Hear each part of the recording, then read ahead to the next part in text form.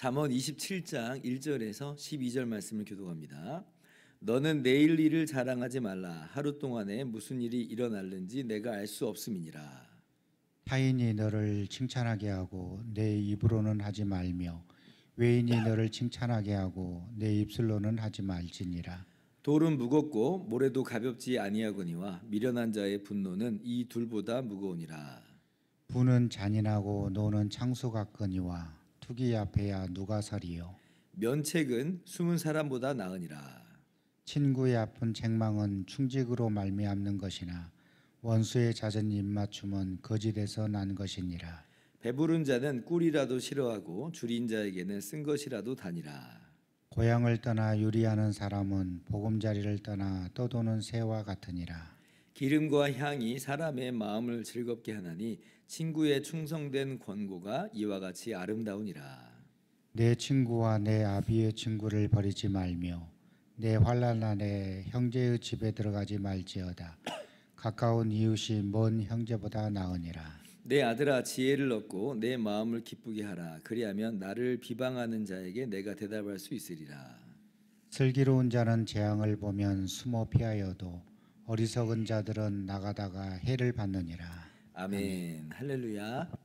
하나님의 크신 은혜와 평강이 오늘도 변함없이 여러분 가운데 가득 넘치기를 주님의 이름으로 축원합니다. 오늘 말씀 1절은 이렇게 시작을 합니다. 너는 내일 일을 자랑하지 말라. 하루 동안에 무슨 일이 일어날는지 내가 알 수 없음이니라. 정말 그렇습니다. 저도 올 한 해를 돌아볼 때에 올 한 해가 이렇게 지나갈지 저도 잘 몰랐죠. 나름대로 계획하고 또 준비하고 예측도 하고 기도도 하고 그래서 그렇게 된 것도 있지만 그런데 이제 변수가 너무 많더라. 예측할 수 없는 일들이 이제 너무 많더라. 통제불능에 있는 상황 가운데 가끔 처해져 있는 그런 모습을 발견하게 됐습니다. 그러니까 우리가 이제 내일 일이 어떻게 펼쳐질지 우리가 자랑하지 말아야 돼요. 야고보서 말씀이 오늘 이 잠언 말씀을 그대로 인용을 하는 그런 대목이 있는데요. 야고보서 4장 13절 이하를 제가 한번 읽어보겠습니다.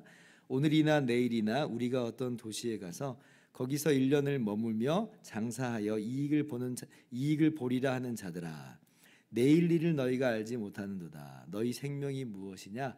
너희는 잠깐 보이다가 없어지는 안개니라. 똑같은 말씀이죠. 내일 일을 너희가 알지 못한다.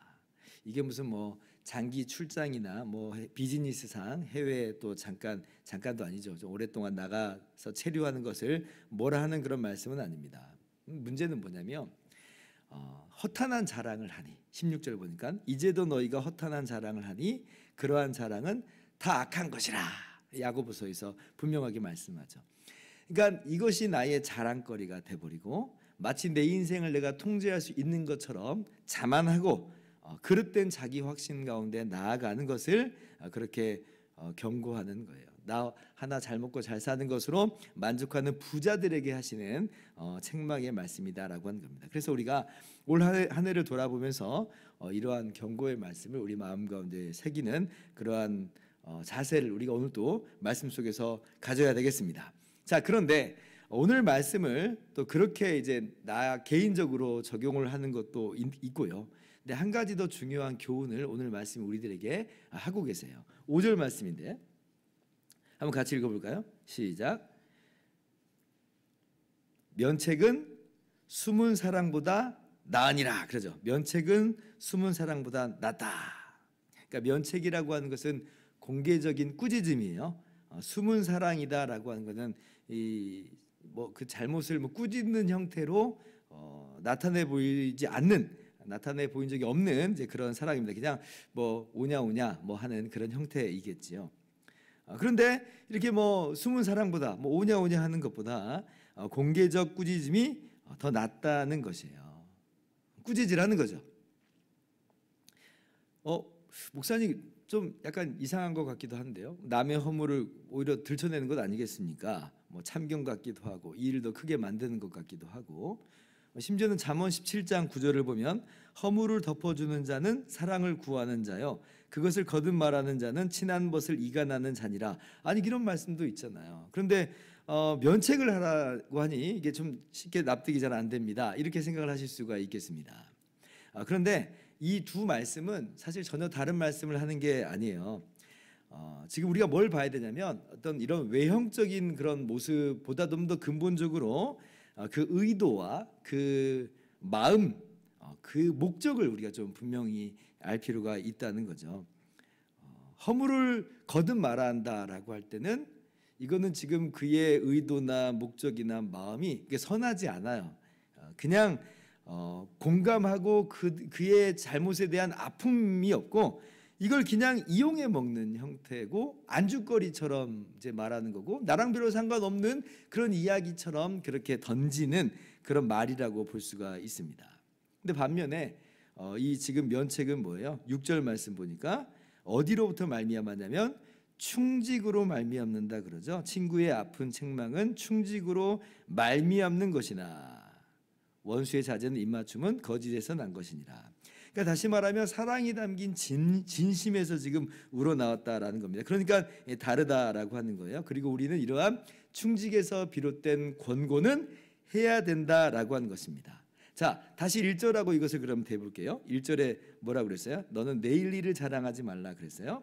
하루 동안에 무슨 일이 일어날지 내가 알 수 없음이니라. 그럼 이게 무슨 말이 되냐면 오늘 제가 그 친구에게 이 진심에서 우러나오는 권고를 하지 않는다면, 면책을 하지 않는다면, 그래서 그 친구가 만약에 죄악 중에 행여나 갑자기 잘못돼서 세상을 떠나게 된다면 이건 어떻게 되는 거냐 하는 거예요. 과연 그게 내가 친구로서 그 친구를 정말로 사랑하는 모습이겠는가라고 하는 겁니다. 아까도 제가 말씀드렸던 것처럼 올 한 해 제가 예측할 수 없는 정말 많은 일을 겪었다고 했습니다. 우리가 잘 알다시피 우리 교회 청년 하나가 급작스럽게 세상을 떠나는 일이 있었고, 또 제가 잘 아는 분의 직원이 26살인데 뇌출혈로 또 갑자기 세상을 떠나서 6명에게 장기 기증을 했던 그런 이야기를 제가 또 들었습니다. 그분이 굉장히 아파하셨거든요. 그리고 우리가 또 알다시피 우리가 협력하는 교회 목사님의 딸이 교통사고로 또 갑작스럽게 세상을 떠난 고등학생에 불과한데 그런 일이 있었어요. 그러니까 제가 올 한 해 너무 뼈저리게 느낀 거예요. 내일 일을 우리가 정말 알 수가 없구나. 아니 이 창창한 이 젊은 청년들이, 어린 학생이 그렇게 갑자기 세상을 떠날 수 있을 거라고는 누가 상상을 할 수 있겠어요? 연세 드신 분이야 뭐 그럴 수 있다고 봐요.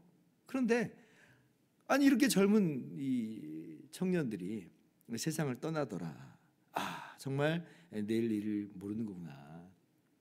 그렇기 때문에 정말 친구가 맞다면 이 친구는 어떤 일을 오늘 해야 되는 것이냐면 면책을 해야 되는 겁니다. 충직으로 책망을 해야 돼요. 아프죠. 아프지만 해야 되는 거예요. 그래야지 그 사람이 죄에서 떠나고 그래야지 그 사람이 사는 거거든요. 물론 자세 굉장히 중요합니다. 자세를 잊으면 안 돼요. 뭐 그냥 이런 자세도 없이 거듭 말하라는 얘기 아닙니다. 자세 중요하죠. 공감하는 마음, 정말 너무나 아파하는 마음, 긍휼하는 그 긍휼의 자세, 이런 마음, 사랑으로 우리가 해야 됩니다. 그런데 이런 자세가 있다고 하더라도 오늘 내가 입을 다물어 버린다면 이것은 그렇게 올바른 모습은 아니다라고 하는 것이에요. 허물을 덮는다는 게 여러분 우리가 그냥 입 딱 다물고 아무 말 안 한다 이런 말이 아닙니다. 그런 의리는 조폭들이 하는 거예요. 조폭들은 허물을 말하지 않죠. 말하지 않아요. 그건 조폭들이 하는 사랑이에요. 성경에서 말하는 허물을 덮어주는 건 그냥 입 딱 다물고 아무 말 안 한다는 게 아니라 그 사람의 죄를, 그 사람을 이끌고 누구에게로 끌고 가는 거냐면 우리를 위해서 대신 모든 죄와 허물을 담당하신 십자가로 끌고 간다는 거예요. 그래야지 진짜 허물이 덮여지는 거지. 아니 우리가 그냥 눈 가리고 입 다물다고 해서 그게 허물이 진짜로 덮여지는 거냐 하는 거예요. 하나님의 심판대 앞에서 그게 허물이 덮여지겠느냐 하는 겁니다. 그렇게 덮는 게 아니에요. 우리는 내가 덮는 게 아니죠. 주님께서 덮어주시기를 바라는 거죠. 야고보서 5장 19절 그렇게 말씀하십니다.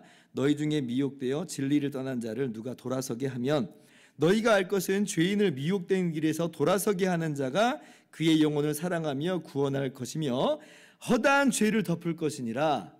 입 딱 다물고 아무 말도 안 하는 사람이 허다한 죄를 덮는 게 아니라 그 사람에게 복음을 전하고 그 사람을 죄에서 떠나게 해서 우리의 모든 죄와 허물을 덮으시는 예수님께로 가져가는 자가 허물을 덮는 자다, 이렇게 말하는 거예요. 그러니까 허물을 덮는다라고 하는 의미를 우리가 오해하면 안 됩니다. 그냥 덮어주자는 얘기 아니에요. 주님께로 가져가게 하자. 그러므로 우리가 오늘 말씀을 이 마음 가운데 새기면서 진정한 우정이 무엇인가, 진정한 사랑이 무엇인가 하는 것들을 마음 가운데 새겨야 됩니다. 오늘 말씀이 우리에게 강조해서 말씀하시는 거죠. 물론 이렇게 충성된 권고하다가 어떤 일이 벌어져요? 그 사람 뭐 조금 더 변하지 않을 때도 있고, 때로는 그 사람이 나를 공격할 수도 있고, 관계가 이미 뭐 소원해져 버리고 깨져 버리는 일이 있을 수 있습니다. 각오해야 될 필요가 좀 있어요. 그런데 받아들인 사람이 또 있어요. 그럼 받아들인 사람은 사는 거예요. 안 받아들인 사람은, 끝까지 거절한 사람은, 그 사람이 우리가 주일날 말씀에서 나눈 것처럼 미련한 사람이에요. 에이, 너는 미련한 사람이지 라고 그냥 우리가 그렇게 하자는 게 아니라 우리가 어떻게 할 수가 없는 노릇인 거죠. 주님께서 그 미련함을 언젠가는 깨트려 주시기를 바랄 뿐인 것, 이 정도인 겁니다. 그런데 어쨌든지 간에 사는 사람이 있다.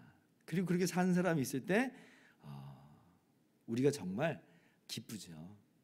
우리 주님께서도 분명히 우리에게 또 칭찬하실 겁니다. 9절 말씀 같이 또 읽어봅시다. 시작.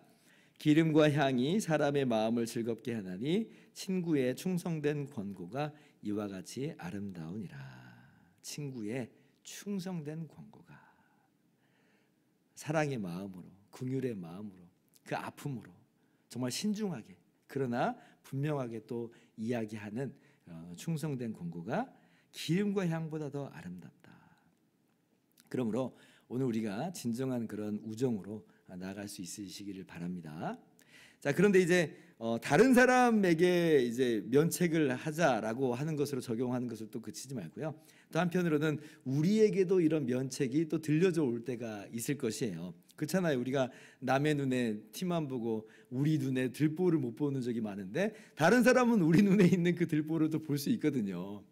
그래서 이제 그분도 충성된 마음으로 충직한 마음으로 우리에게 면책을 할 수 있습니다. 그럼 그때 어떻게 우리는 또 어떻게 해야 되는가? 미련한 사람은 네가 감히 어떻게 나한테 이런 말을 이렇게 이야기하겠지만 우리는 어때요? 이것이 정말 진정한 우정이구나. 진정한 사랑으로 나에게 해주는 말이겠구나. 물론 이제 그 사람의 속마음은 우리가 모르겠습니다만은, 근데 그렇게 우리가 받아들이면서 우리가 그 면책을 우리 삶 가운데 녹여내면 그게 우리가 성장하는 법입니다. 충언은 충신이 하는 법이고요. 간신은 아첨만 하는 법입니다. 우리 잘 알고 있잖아요. 이 사람이 나에게 이런 말을 할 때 이것은 나를 미워서가 아니라 나를 사랑해서 하는 말이겠거니 하면서 그렇게 우리가 우리 삶 가운데 적용하고 그렇게 주님을 더욱더 닮아가기 힘쓰는 저와 여러분들 되기를 주님의 이름으로 축원합니다. 기도하겠습니다.